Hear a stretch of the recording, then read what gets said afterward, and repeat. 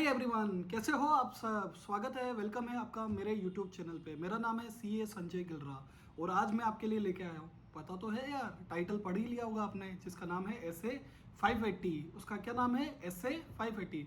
उसका भी क्या नाम है? Return representation. SA 580 return representation. So start करें बिना किसी समय को वेस्ट किए। सबसे पहले ऐसे 580 का हम जानते हैं objective. Sir what is the objective? Sir क्यों पढ़ा रहे हो ये ऐसे? तो जानते हैं ऐसे 580 का क्या ऑब्जेक्टिव। ऐसे 580 का ऑब्जेक्टिव है बॉस, बड़ा ही सिंपल ऑब्जेक्टिव है कि ऑब्टेन करना है हमको क्या? Return representation from management. Obtain करना है हमको return representation from management and where appropriate those charge with governance. Management का भी पेरेंट क्या? दोज चार्ज विद गवर्नेंस, ताकि हमें क्या पता चले कि भाई उन्होंने काम चोरी नहीं की है। Basically responsibility for the preparation of financial statement and for the completeness of information provided to auditor. So हम लोग क्या बोल रहे हैं कि भाई ऑब्टेन करना है हमको रिटर्न रिप्रेजेंटेशन। ऑडिटर का क्या ऑब्जेक्टिव है कि भाई मैनेजमेंट से ये लेना है, OTCWG से ये लेना है कि उन्होंने रेस्पॉन्सिबिलिटी फुलफिल की है for the completion of the information provided to auditor. और सपोर्ट करेगा अदर ऑडिट एविडेंस को।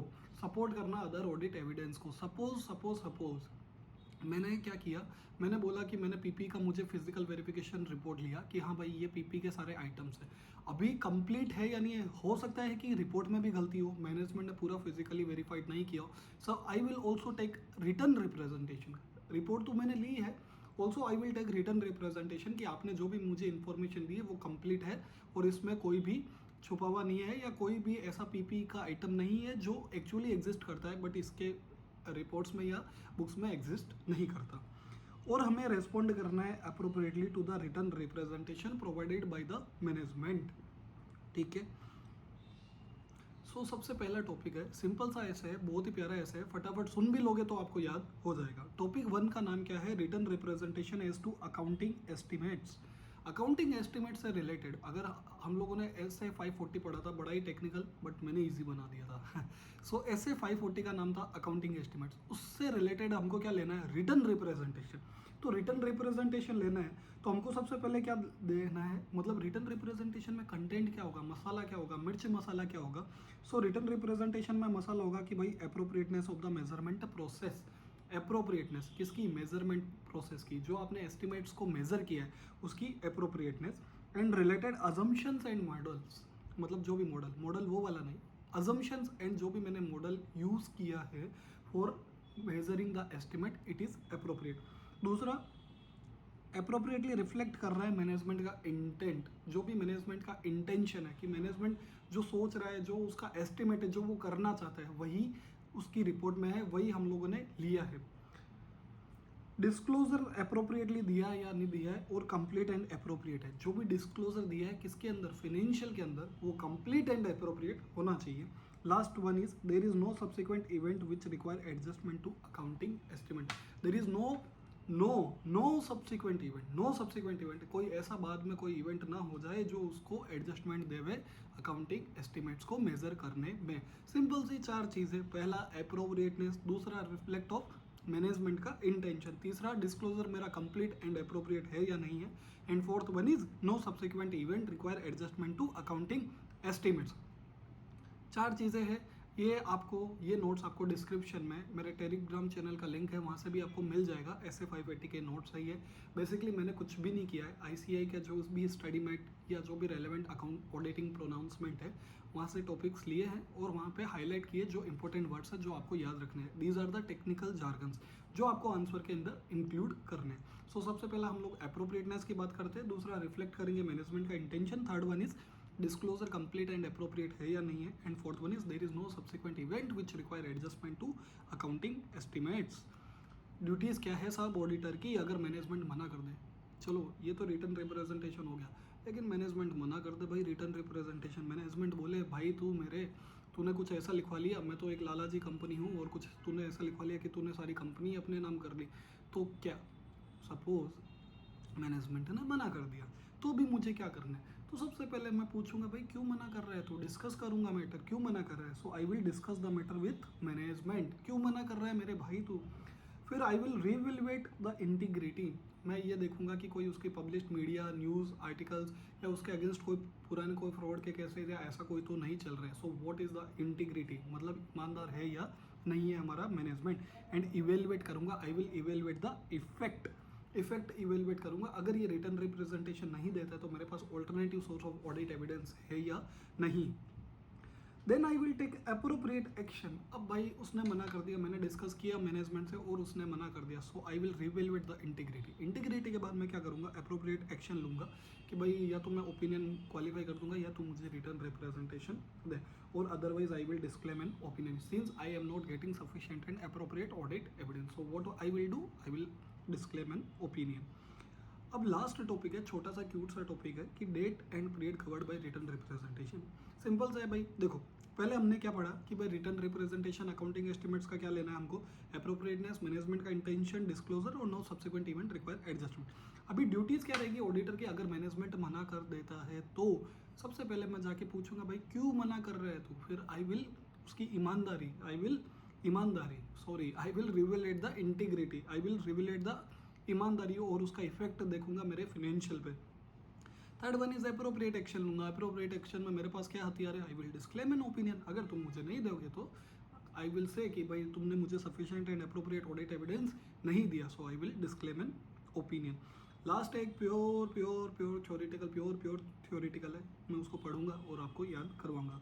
सो प्योर थ्योरेटिकल है, ये क्या बोल रहे हैं भाई, date and period covered by return representation. Return representation का डेट और पीरियड कौन सा होना चाहिए। अब यार लॉजिकल बात है, पीरियड तो मेरा कौन सा होगा भाई, अगर मैं 1 अप्रैल 2022 से 31 मार्च 2023 की ऑडिट कर रहा हूँ तो मैं वही पीरियड कवर करूँगा ना, ऐसा ही होना चाहिए। और डेट क्या होगी और पीरियड क्या कवर होगा। बट रिटर्न रिप्रेजेंटेशन की डेट क्या रहेगी, 1 अप्रैल 2022, 31 मार्च 2023, मैं ऑडिट रिपोर्ट दे रहा हूँ 30 सितंबर 2023, कौन सी डेट रहेगी। So date of return representation shall be near as practicable to the date of auditor report. जितनी ऑडिटर की जो रिपोर्ट है, ऑडिटर की रिपोर्ट सपोज 30 सितंबर को है, तो अगर रिटर्न रिप्रेजेंटेशन उसके आसपास की कोई डेट में होता है तो सबसे बेस्ट होता है। However it should not be after the date of auditor report. Auditor ने रिपोर्ट इशू कर दी, उसके बाद रिटर्न रिप्रेजेंटेशन कोई काम का नहीं है। The return representation shall be for all the financial statement and period refer to in the auditor report. Auditor report कौन से पीरियड की इशू कर रहा है, सपोज 2022 से 2023, तो ऑब्वियस सी बात है रिटर्न रिप्रेजेंटेशन भी उसी टाइम का होगा। In circumstances, it may be appropriate for the auditor to obtain a written representation about a specific assertion in the financial statement during the course of audit. अभी काफ़ी बार क्या होता है कि हम during the course of audit कोई financial का ऐसा आइटम है, कोई ऐसा अकाउंट कैप्शन है जिसका हमको sufficient and appropriate audit evidence नहीं मिल रहा, जिसके हमारे पास कोई भी डॉक्यूमेंटेशन नहीं है, तो हम लोग मैनेजमेंट का नोट लेते हैं, मैनेजमेंट का रिप्रेजेंटेशन लेते हैं कि आपने ये किस बेसिस पे आपने अकाउंटिंग करी है।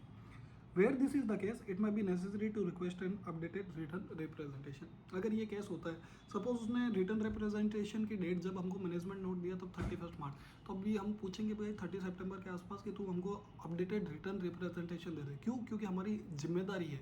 ऐसे 560 हमको बोलता है कि सब्सिक्वेंट इवेंट, ऐसा कोई सब्सिक्वेंट इवेंट तो नहीं हुआ है ना उस अकाउंटिंग कैप्शन से रिलेटेड जो हमको लेना पड़ेगा। Return representation for all periods होगा। रिटर्न रिप्रेजेंटेशन हमेशा जो ऑडिटर की रिपोर्ट होगी for all the periods in refer to in the auditor report, because management need to affirm that. ध्यान से सुनना, management need to affirm that कि return representation previously made with respect to prior period remain appropriate. Management को ये affirm करना पड़ेगा कि जो भी return representation during the course of audit या प्रायर पीरियड में दिए वो सारे अप्रोप्रिएट है।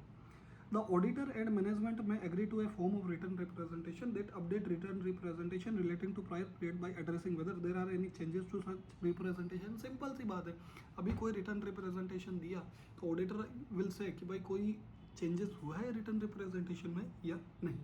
सिंपल। सिचुएशन में arise where current management were not present है, करंट मैनेजमेंट ही प्रेजेंट नहीं। सपोज होता क्या है, 1 अप्रैल 2022 से 2023 तक सपोज मैं वहाँ पे मैनेजमेंट था, मैंने मेरे कंपनी छोड़ दी क्योंकि मुझे जॉब अच्छी जगह मिल गई, तो क्या सच पर्सन में assert that they are not in position to provide some all of the return representation because they were not in date during period. वो ये बोल सकते हैं कि भाई हम लोग उस टाइम पे थे ही नहीं तो हमको क्या पता। This fact however does not diminish such person responsibility. इसका मतलब ये नहीं, अगर आप नहीं थे इसका मतलब ये नहीं कि भाई आपकी फाइनेंशियल स्टेटमेंट की रेस्पॉन्सिबिलिटी डिमिनिश हो जाती है। अगर आप नहीं थे तो हम क्यों ऑडिट करें, हम कैसे ले सकते हैं अपने आप पे रेस्पॉन्सिबिलिटी। सो आपकी रेस्पॉन्सिबिलिटी तो रहेगी। Accordingly the requirement for the auditor to request from them return representation that cover the whole of the relevant period still applies, मतलब रिटर्न रिप्रेजेंटेशन तो लेना ही पड़ेगा। अब सर एग्जाम में इस टाइप का क्वेश्चन आ सकता है क्या? यस आ सकता है। कैसे? ये सिचुएशन ही दे दी कि भाई मैनेजमेंट प्लेस में नहीं था तो फिर क्या, तो तुम्हारा ये कंक्लूजन होगा और कंक्लूजन के तुम लोग 2.5 नंबर ले जाओगे, 1.5 से 2.5 नंबर ले जाओगे।